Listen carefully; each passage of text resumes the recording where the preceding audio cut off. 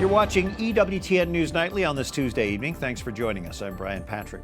A federal court orders a halt to a North Carolina State University policy requiring a permit for nearly all speech on campus.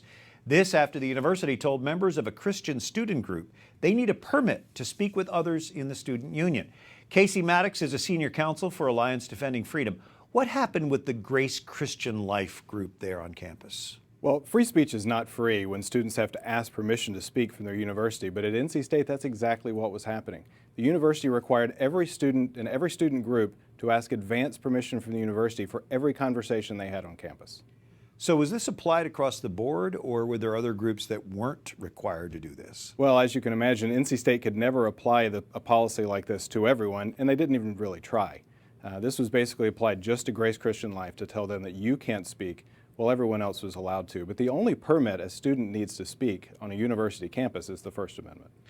In fact, evangelizing and Christian outreach really requires this freedom of speech, does it not? That's exactly right. You know, there are many students on a college campus that will have never heard the gospel, and that's exactly why Grace Christian Life knew that it had to take this stand and not allow the gospel to be gagged. This seems odd because universities really are to facilitate free speech, open ideas.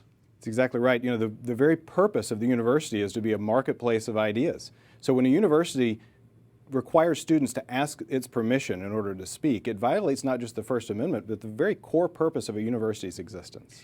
Do you think then this NC State policy was targeted specifically to keep this group from evangelizing on campus? Well, it certainly seems, you know, when you have a policy like this that's this broad that can apply to anyone, can apply to any conversation, and then they apply it just to individual students like this, it certainly seems that there was a desire to make sure that these students were not speaking. Whether that was because other students were the ones complaining or the university itself, this was targeted at these particular students. Casey, is this an isolated case, or do you think this is going on other campuses?